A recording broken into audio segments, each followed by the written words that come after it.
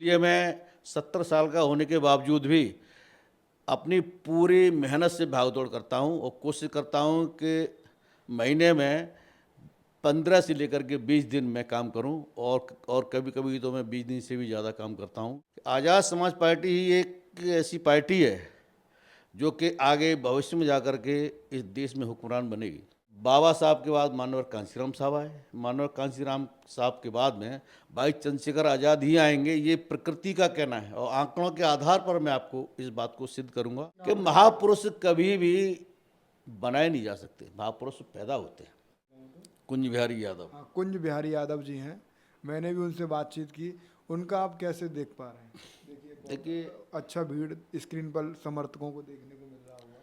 देखिए माननीय कुंज बिहारी यादव जी, क्योंकि आप ये देख रहे हैं कि बहुजन बहुजन समाज में ये जो पिछड़े वर्ग से आते हैं, ईवीएम में गड़बड़ी ना हुई, चोरी ना हुई तो इनको कोई भी हराने वाला नहीं है। आज़ाद समाज पार्टी की सीट यहाँ से बबीना से आज़ाद समाज पार्टी के खाते में जाएगी। भाई चंद्रशेखर आज़ाद जी के खाते में 100% सीट जाएगी। 2027 में बड़ी अच्छी तादाद में आज़ाद समाज पार्टी की सीटें आएंगी। या तो सरकार, हम लोग अपनी सरकार बनाएंगे आज़ाद समाज पार्टी की, अगर नहीं बन पाती है तो इस पोजीशन में होंगे कि दूसरे को हमारे बिना सरकार नहीं बना। नमस्कार, आप देख रहे हैं बी मिशन टीवी। आज मेरे साथ एक खास शख्सियत मौजूद हैं जो कि काफ़ी ज़्यादा बड़े संघर्ष को करके यहाँ तक पहुँचे हैं। आज़ाद समाज पार्टी में प्रदेश उपाध्यक्ष हैं और कानपुर जोन प्रभारी हैं। और कानपुर जोन में 3 मंडल आते हैं, चित्रकूट, झांसी और कानपुर मंडल। और बहुत ही अच्छी और शानदार तरीके से इन मंडलों में वर्क कर रहे हैं। और काफ़ी ज़्यादा उम्र भी है और इस उम्र में भी ये लगातार झांसी मंडल या जितने भी कानपुर जोन में मंडल और ज़िले आते हैं और 46 विधानसभा सीट आती हैं, उन सब पर पैनी नज़र गड़ाए हुए हैं उत्तर प्रदेश विधानसभा चुनाव को ध्यान में रखते हुए। हम इनसे जानें कि आखिर इन्होंने राजनीतिक शुरुआत कहाँ से करी और इन्होंने इस सब में इतना ज़्यादा उम्र हो गया है, अपना जीवन एक अच्छा जी सकते हैं क्योंकि एक सरकारी कर्मचारी भी रहे हैं सर। और राम गोपाल जी मेरे साथ हैं। सर, बहुत बहुत स्वागत है आपका। धन्यवाद विशाल जी, आपका बहुत बहुत धन्यवाद। देखिए, मैं आपसे सबसे पहला यही सवाल है कि आप एक सरकारी कर्मचारी रहे हैं और अच्छे पद पे रहे हैं, स्टेट बैंक ऑफ इंडिया में रहे हैं और आज भी आपकी एक अच्छी खासी सैलरी आ रही हो, वो पेंशन आ रही होगी। तो आपको ये जोन वगैरह और 46 विधानसभा सीटें आज़ाद समाज पार्टी, ये क्या ज़रूरत पड़ गई आपको? देखिए, मैंने 1978 में 22 सितंबर को स्टेट बैंक ज्वाइन किया। ठीक है। स्टेट बैंक ज्वाइन करने के बाद में 2 अक्टूबर 1978 को मेरे पास कुछ लोग आए। उन्होंने कहा, भाई 2 अक्टूबर को कांशीराम साहब आ रहे हैं, आपकी नौकरी लग गई है, आपको उधर चलना है।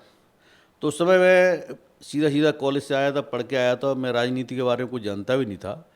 चूँकि वो लोग आए थे, उन्होंने कहा तो मैंने कहा ठीक है मैं आऊँगा। तो हम उधर गए तो कांशीराम साहब से पहली बार 2 अक्टूबर 1978 को मैं मिला। काशीराम साहब को आप जानते थे? जी हाँ, मैं उनसे मिला। वहाँ केवल 7 आदमी थे। उन्होंने खुद कहा था, जो वहाँ के बाबूलाल प्रधान थे आगरा के, कि क्यों रे बाबू, मेरी सभा में 7 ही आदमी। और उन शख्सियत ने 4 बार उत्तर प्रदेश पर शासन कराया। ऐसी शख्सियत से मेरी भेंट हुई। फिर मैं काम करता रहा, धीरे धीरे काम करता रहा। 1998 से लेकर के 2004 तक मैं सरकार में भी कोऑर्डिनेटर रहा, उस पार्टी में मानव साहब के साथ में। उसके बाद 2016 में रिटायर होने के बाद फिर उसी पार्टी में मैं कोऑर्डिनेटर अलीगढ़ का रहा। और 2018 में जब मुझे ऐसा लगा कि अब ये पार्टी कुछ नहीं कर पा रही है, तो 2019 और 2020 और 2021 3 साल मैं अपने घर पे बैठा रहा। 2022 से फिर जब ये भाई चंद्रशेखर आज़ाद जी की पार्टी आ गई, जब मैंने देखा कि ये अपने बहुजन समाज के लिए और गरीबों के लिए, पिछड़ों के लिए, पिटे कुटों के लिए ये काम कर रहे हैं, तो मैं उनके साथ लग गया। अब आप पूछ रहे थे कि मैं क्यों लग रहा हूँ। मेरा यही सवाल है कि हाँ, आपके सवाल का जवाब मैं देना चाहूँगा। मैंने बहुजन समाज के बारे में पढ़ा है, मानवर कांशीराम साहब के बारे में पढ़ा है, बाबा अम्बेडकर साहब के बारे में पढ़ा है मैंने, बाबा साहब के बारे में। उस सब से पढ़ने के बाद में मेरे दिमाग में एक बात आई कि हमारा समाज सदियों से एक वर्ग विशेष का गुलाम रहा है और आज फिर वही हालत आ गए हैं 2014 के बाद में। आज वही हालत आ गए हैं कि हमारा समाज फिर गुलामी की तरफ जा रहा है। तो मैं केवल दुनिया के बारे में कुछ नहीं देखता, मैं अपने घर के बारे में देखता हूँ। जब ये देखता हूँ कि 8-8 साल की और 4-4 साल की बच्चियों के साथ में रेप हो रहा है, तो मेरे परिवार में भी मेरे नाती पोते हैं, मुझे उनकी चिंता होती है कि बाबा साहब के बताए हुए अनुसार अगर मैं कुछ समाज के लिए आज मैंने नहीं किया और मेरे जाने के बाद में मेरे आने वाली पीढ़ी गुलाम हुई, तो मेरे बच्चे भी उसमें शामिल होंगे, मेरे बच्चों के साथ में भी वही अन्य अत्याचार होगा, उनको भी गुलामी करनी पड़ेगी। इसलिए मैं 70 साल का होने के बावजूद भी अपनी पूरी मेहनत से भागदौड़ करता हूँ और कोशिश करता हूँ कि महीने में 15 से लेकर के 20 दिन मैं काम करूँ, और कभी कभी तो मैं 20 दिन से भी ज़्यादा काम करता हूँ। इसलिए मेरा काम है। और एक बात मैं आपको विशेष रूप से बता देना चाहता हूँ कि आज़ाद समाज पार्टी ही एक ऐसी पार्टी है जो कि आगे भविष्य में जाकर के इस देश में हुक्मरान बनेगी।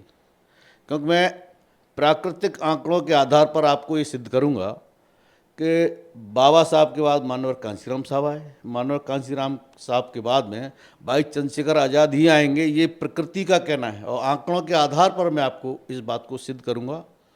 आप ये बात जरूर है कि आज इस बात को मैं कह रहा हूँ, लेकिन ये बात आगे आने वाले समय में कहीं न कहीं दर्ज होगी, ये निश्चित है। काशीराम साहब के बाद बहन जी भी तो आई। देखिए बहन जी आई, लेकिन वो उस कैटेगरी में नहीं आती, वो प्रकृति उस कैटेगरी में उनको नहीं मानती। मैं आपको सिद्ध कर रहा हूँ, इसी बात को मैं सिद्ध कर रहा हूँ। देखिए बाबा साहब ने वैसे तो बचपन से काम किया बहुजन समाज के लिए, दलितों के लिए, नो डाउट, लेकिन 1915 में और 3-3 डिग्रियाँ लाने के बाद में देश में आकर के जो उन्होंने पत्राचार वगैरह अंग्रेज़ों से किया, तो उसको नोटिस करना अंग्रेजी सरकार ने शुरू कर दिया। तो हम स्पष्ट रूप से ये मानते हैं कि 1915 में बाबा साहब अम्बेडकर ने अपना काम बहुजन समाज के लिए विधिवत रूप से शुरू कर दिया था। अब इसी को आगे चलते हैं हम मानवर कांशीराम साहब। मानवर कांशीराम साहब ने 1965 में नौकरी छोड़ करके अपना कार्य शुरू किया। 1915 से 1965 कितने साल हो गए? 50 साल। 1965 में आप 50 साल जोड़ दीजिए। गणित का ये मेरा नहीं है, गणित में 50 जोड़ेंगे तो 50 की बाद ही गिनती आएगी, वो 2015 अपने आप निकल के आती है।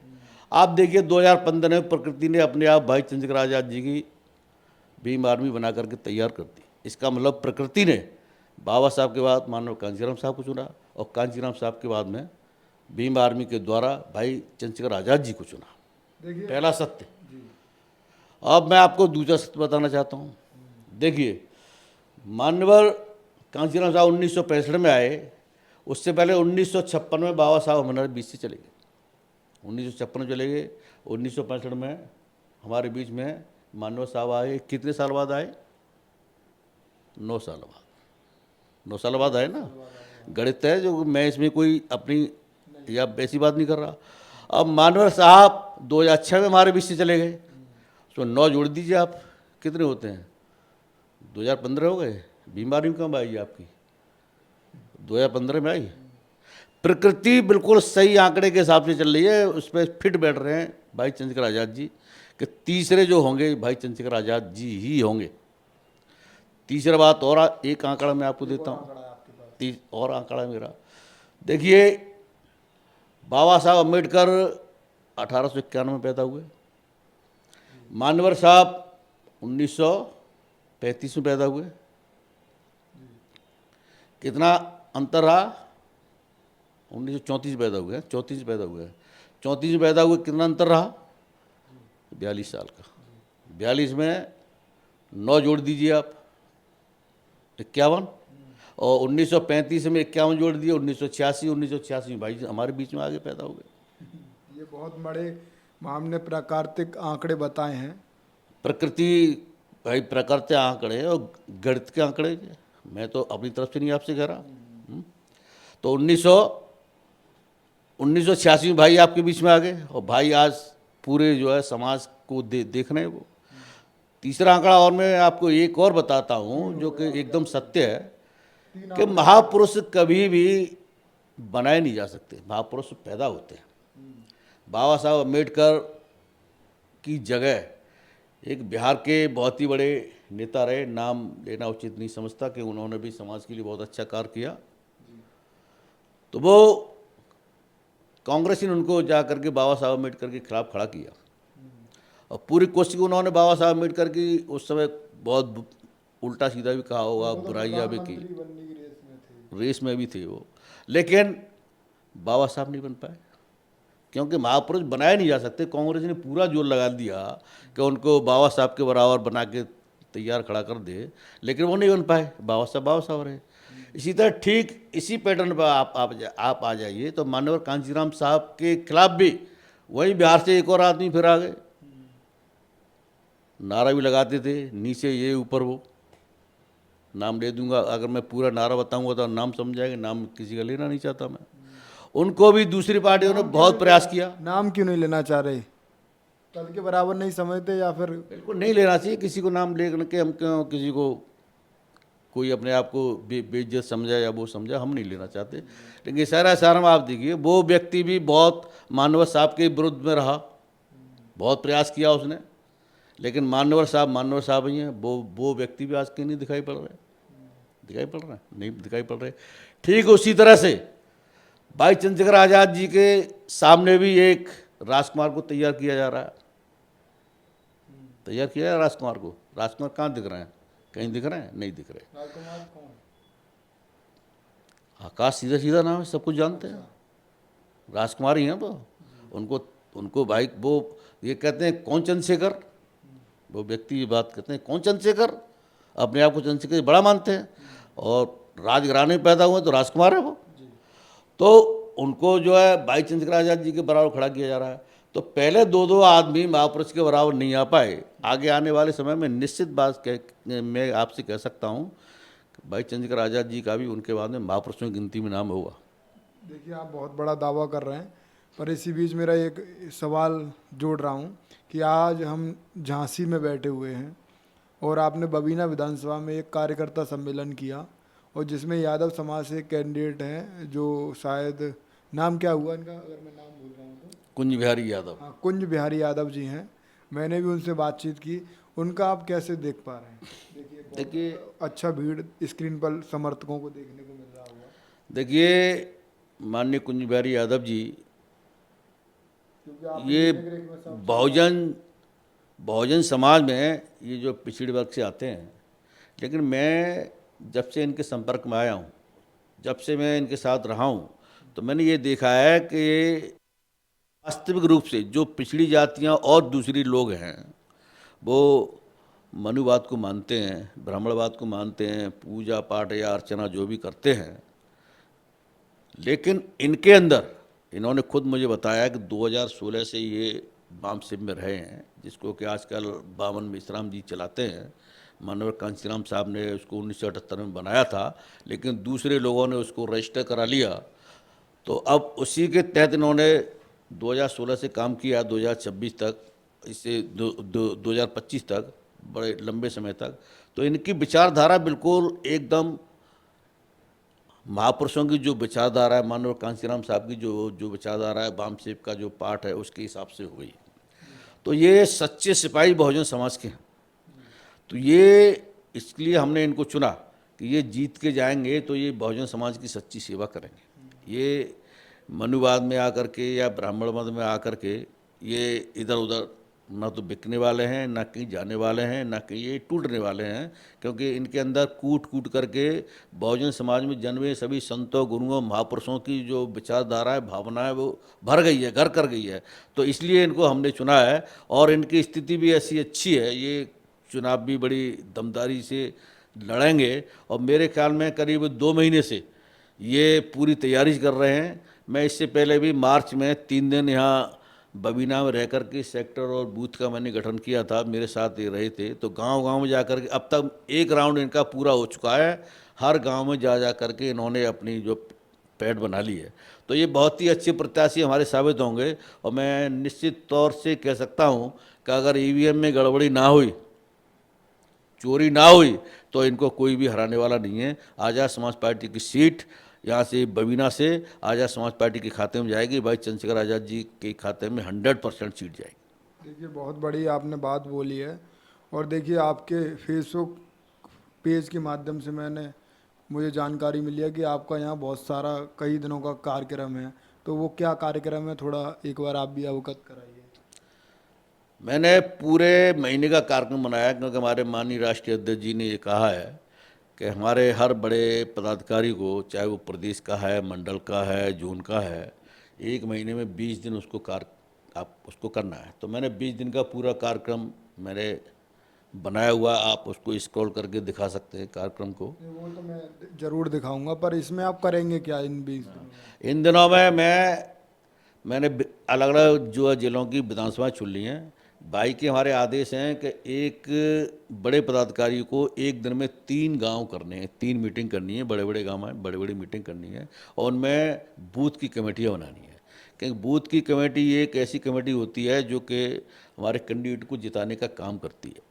बूथ में ही जो हमारे कुछ लोग होते हैं वो पर्चियाँ बनाते हैं, पर्चियाँ बांटते हैं, कुछ लोग हमारे जो है एजेंट बनते हैं, कुछ लोग बस्ता लगाते हैं, कुछ लोग हमारे लोगों को निकाल के वोटर को लेकर के आते हैं। तो वास्तविक जो हमारा सही पदाधिकारी है चुनाव को जिताने वाला, वो हमारे बूथ का पदाधिकारी है। तो ये बूथ का पदाधिकारी बनाने के लिए हर हमारे बड़े पदाधिकारियों को, चाहे वो प्रदेश का पदाधिकारी है, जोन का हमारा पदाधिकारी है, मंडल का पदाधिकारी है, माननीय राष्ट्रीय अध्यक्ष जी के आदेश हैं, वो एक दिन में 3 गांव जा करके 3 मीटिंग करके वो बूथ की कमेटी बनाएगा। और मैं यही काम जो है पूरे 20 दिन करूंगा, जो मैंने चार्ट बना के अपना पहले ही दे दिया।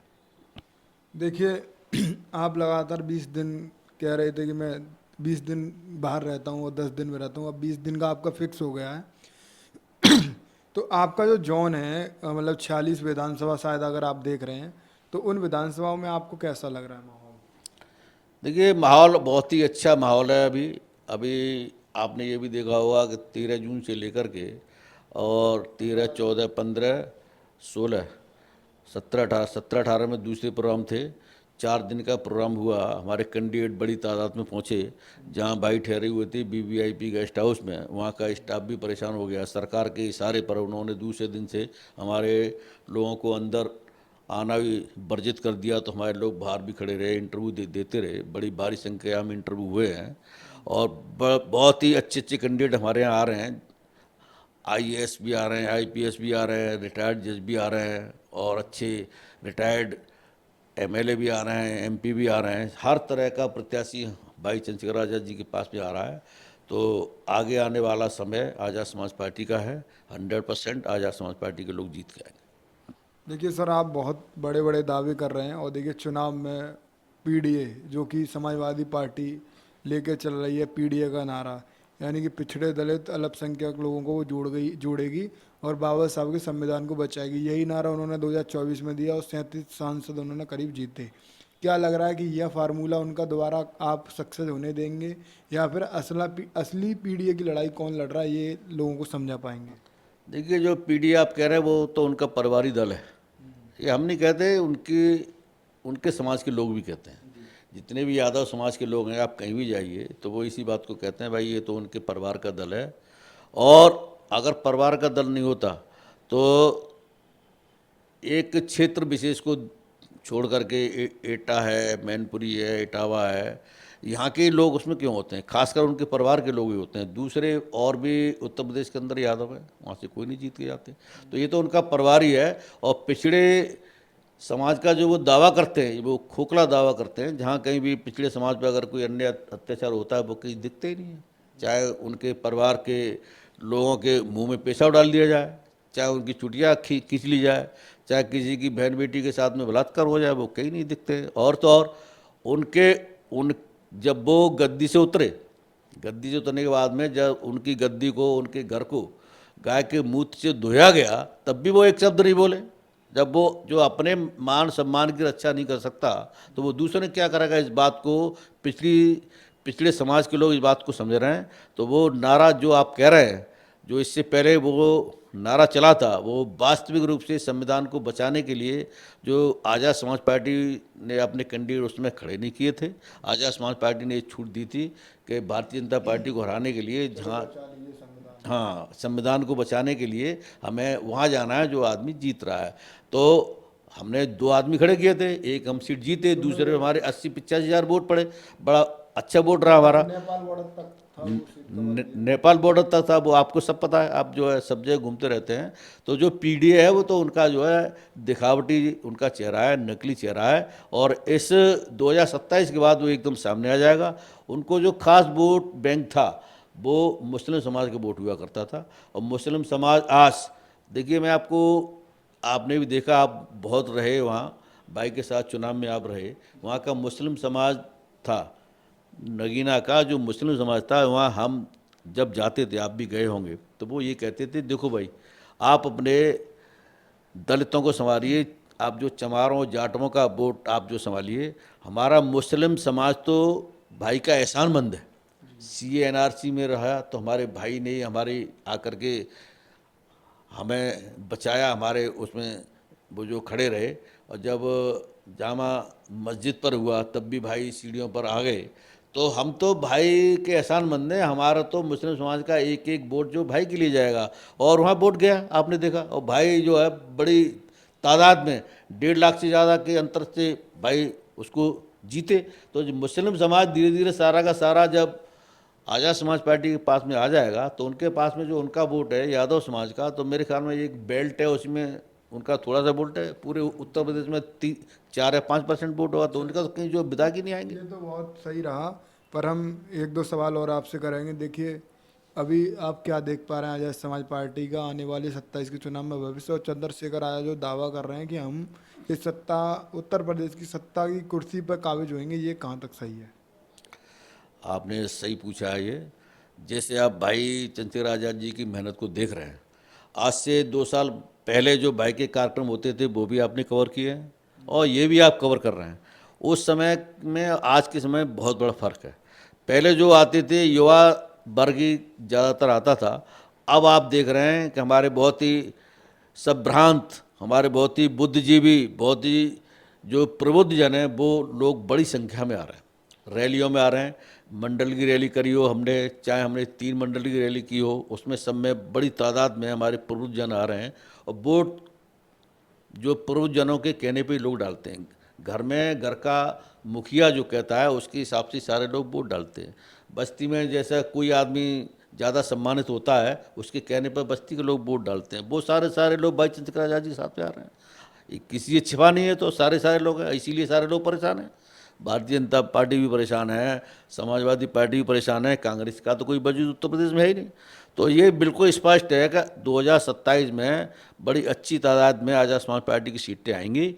या तो सरकार, हम लोग अपनी सरकार बनाएंगे आज़ाद समाज पार्टी की, अगर नहीं बन पाती है तो इस पोजीशन में होंगे कि दूसरे को हमारे बिना सरकार नहीं बना पाएगी, हमारे साथ सरकार उसको बनानी पड़ेगी, और हमारी शर्तों पर सरकार बनेगी। और उसमें आज़ाद समाज पार्टी अपने बहुजन समाज के लिए संकल्पित है। उसने बहुत सारा, अभी आपने देखा 33 पॉइंट का एक जो है अपना एजेंडा बनाया उन्होंने, जिसमें 1 से 12 तक की पढ़ाई फ्री, शराबबंदी होगी, बहुत सारे उसमें 33 पॉइंट है, और सब पे काम करेगी। 1 रुपया में एमबीबीएस की पढ़ाई। एमबीबीएस की पढ़ाई एक रुपये में कराएंगे, डॉक्टर बनाएंगे, वो अच्छे अच्छे हॉस्पिटल खोलेंगे जहाँ के तो ये सारे जो वादे हैं, जो दावे हैं, जो काम करेंगे चुनाव में, निश्चित करेंगे वो।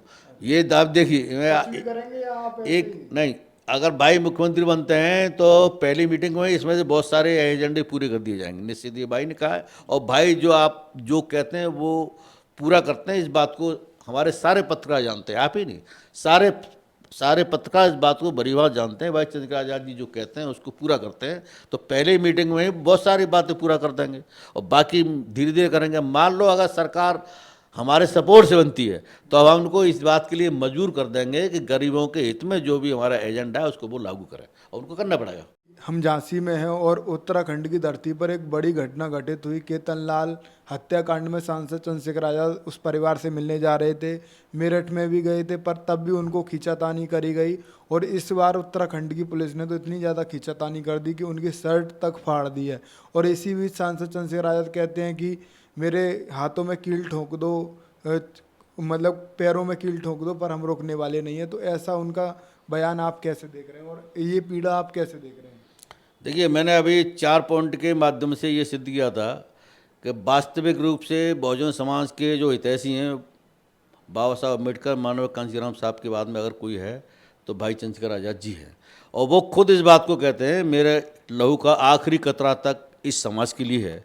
तो पुलिस में कोई दम नहीं है, क्या क्या करेगी? इतना सारा उसने पहले कर चुके, 12-12 घंटे उनकी जो लाठियों से पिटाई करी है, उनके प्लास से दांत खींचे गए, नाखून खींचे गए, बहुत सारे उनके ऊपर इतना जो पुलिस ने अन्याय अत्याचार किया है, वो सब जेले बैठे हुए हैं।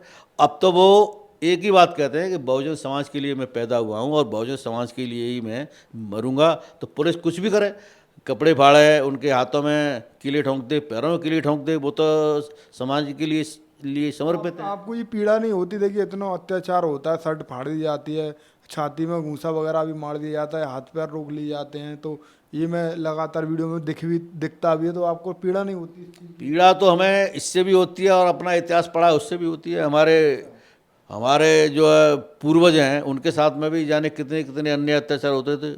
उनके तो कानों में शीशा डाल दिया जाता था, उनकी जो आंखों में जो है त्रिशूल डाल के फोड़ देते थे। तो ये तो हमारे साथ होता आया जब तक हम जो है शासन सत्ता पर काबिज नहीं होंगे।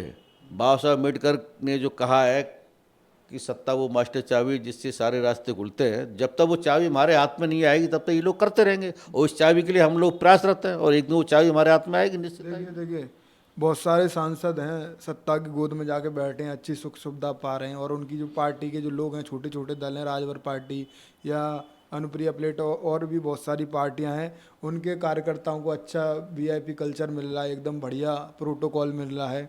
आपके नेता इतना ज़्यादा संघर्ष कर रहे हैं और मतलब पुलिस के माध्यम से बहुत सारा अपमान भी झेल रहे हैं, तो इस अपमान को झेलने का क्या कारण है? क्यों आप उन्हीं और नेताओं की तरह नहीं हो जाते? देखिए, स्पष्ट रूप से अगर मैं इस बात को कहूँ तो मानव साहब की जो एक पुस्तक है चमचाइज्म, उसको पढ़िए, उससे ये साफ हो जाएगा कि इस तरह के लोग समाज के हितैषी नहीं हो सकते। वो अपना घर ज़्यादा से ज़्यादा भर सकते हैं, अपने परिवार का अगर कहीं भला कर पाए तो कर सकते हैं, लेकिन वो उतना भी नहीं कर सकते। ये बाबा साहब अम्बेडकर जो चाहते थे, डबल वोट वोट का सिस्टम, वो नहीं हो पाया। वो महात्मा गांधी जेल में चले गए, उनमें जाकर अनशन कर दिया, तो वो उसके बदले में जो ये सिस्टम बाबा साहब को लागू करना पड़ा, उसके तहत ये रिजर्वेशन आया नहीं। अदरवाइज तो पूरा पूरा पूरा का पूरा शासन जैसे बाबा साहब चाहते थे बहुजन समाज का होता, अगर सही मायने में जैसा वो चाह रहे थे वैसा होता। लेकिन गांधी ने आमरण अनशन करके इस बात को जो पलट दिया, और जो चमचे पैदा हो गए। ये चमचे तो केवल अपना ही अपना भला कर सकते हैं, दूसरे का भला नहीं कर सकते। ये जो समाज पर एक तरह से कलंक है। लेकिन इसके विपरीत भाई चंद्रशेखर आज़ाद जी हैं, वो इस सब को नहीं मानते हैं, वो समाज को ही सर्वोपरि समझते हैं। आज वो सांसद हैं, उनको सारी सुविधाएं मिल रही हैं। अगर उनमें से वो एक होते, अगर उन्होंने मानव साहब और बाबा साहब अम्बेडकर की विचारधारा को पढ़ने के बाद भी उसको उन्होंने अनपढ़ा कर दिया होता जैसे इन लोगों ने कर दिया। ये तो केवल अपनी सीट जीत जाते हैं, जीत करके अपना अपना भला करते हैं, समाज का कोई लेना देना नहीं है। तो भाई चंद्रशेखर आज़ाद इसकी उलट है, क्योंकि उनकी गिनती मैंने आपको अभी बताई है। उनकी गिनती तो बाबा साहब अम्बेडकर और मानव साहब के बाद होने वाली है भविष्य में, और निश्चित तौर पर होगी। और यही उस ऐसे नेता के यही गुण होते हैं कि वो समाज के लिए जीता है। बाबा साहब समाज के लिए जिए, उन्होंने अपने 4-4 बच्चे कुर्बान कर दिए। मानव साहब समाज के लिए जिए, उन्होंने कभी न एक पैसा रखा, न उन्होंने शादी की, न अपने घर परिवार वाले को आने दिए। इसी तरह से ठीक भाई हमारे माननीय चंद्रशेखर आज़ाद जी भी समाज के लिए जी रहे हैं, समाज के लिए काम कर रहे हैं। अब देखिए ये तो आपने बहुत सारा संघर्ष बता दिया, और मेरा अब आपसे एक आखिरी सवाल है। देखिए आपकी 70 साल उम्र हो गई है, और जितनी भी उम्र आप जिएंगे तो उन सालों को आप एक अच्छी लाइफ की तरह जी सकते हैं, पर आप अभी मान लो कैसे जीना चाहेंगे उन लाइफ? देखिए, इससे पहले भी स्टार्टिंग में मैंने कहा, मैं हर आदमी जो है स्वार्थी होता है, मैं भी स्वार्थी हूँ। मेरे आगे भी मेरे नाती पोते हैं। मैं ये देखता हूँ कि अगर ये भारतीय जनता पार्टी आरएसएस के इशारे पर अगर ये जो संविधान बदलने में कामयाब हो गई और मनु स्मृति लागू हो गई, तो हमारी गिनती, हमारे आगे आने वाली जो हमारी पीढ़ी है उसकी गिनती, जो हमारे पूर्वज जो गुलामी करते थे और गुलामी के बदले उनको थोड़ा सा अनाज इसलिए दिया जाता था कि जिंदा रहें, जिंदा रह करके कल फिर हमारी गुलामी करें। तो ये व्यवस्था जो उस समय थी, कल फिर ये व्यवस्था ना हो और उसमें मेरा परिवार के मेरे मेरे बच्चे भी नहीं आ जाएं, इसलिए मैं इस 70 साल की उम्र में अभी घर नहीं बैठता हूँ। मैं भाई चंद्रशेखर आज़ाद जी का साथ देता हूँ। आने वाले समय में, आने वाला जो समय है आपकी लाइफ का, वो समय आप परिवार को देना चाहेंगे या समाज को देना चाहेंगे? मैं अपना पूरा पूरा समय आज़ाद समाज पार्टी को देता हूँ। इससे पहले जो राजनीतिक पार्टी थी, मैं नौकरी करते हुए मैं उसको देता था, तब मुझे ऐसा लगता था कि ये जो है समाज के लिए काम करेगी। लेकिन जब से वो उद्देश्य से भटक गई और भाई चंद्रशेखर आज़ाद जी आ गए तो मैं उनके साथ लग गया, और आजीवन जब तक जिंदा रहूँगा मैं भाई चंद्रशेखर आज़ाद जी के साथ रहूँगा, उन्हीं के साथ काम करूँगा। देखिए एक अच्छा फेस बना लिया आपका। देखिए कोऑर्डिनेटर हैं और जोन प्रभारी हैं आप, बहुत सारे मंडलों के 46 विधानसभा सीट आती हैं। एक एक कोई अच्छा दल आपको ऑफर दे कि आप इस विधानसभा से विधायक का चुनाव लड़ जाइए और पैसा भी हम दे रहे हैं, तो क्या आप? नहीं, मैंने चमचा जी किताब पढ़ ली है मानव कांत जन्म साहब की। मुझे मैंने किताब उनकी पढ़ ली है, तो कोई सवाल नहीं उठता, मैं उसकी कैटेगरी में नहीं आना चाहता। जी जी, देखिए आज मेरे साथ राम गोपाल जी थे जो कि आगरा के निवासी हैं और इनको कानपुर जोन मिला हुआ है। और कानपुर जोन में 3 मंडल आते हैं, झांसी, चित्रकूट और कानपुर मंडल। और इन 3 मंडलों में 46 विधानसभा सीट आती हैं और 46 विधानसभा सीट की जिम्मेदारी इन पर है। 70 साल की उम्र है, झांसी में हम बैठे हुए हैं और लगातार इनका दावा है कि मेरा जो आने वाला समय है वो भी मैं समाज को देना चाहूँगा और समाज के हित में जो भी मैं कर सकूँगा वो सब मैं करूँगा। फिलहाल आपका इनके संघर्ष पर क्या कुछ प्रतिक्रिया, कमेंट में आप अपनी राय दें। इस वीडियो को ज़्यादा से ज़्यादा शेयर करें। जय भीम।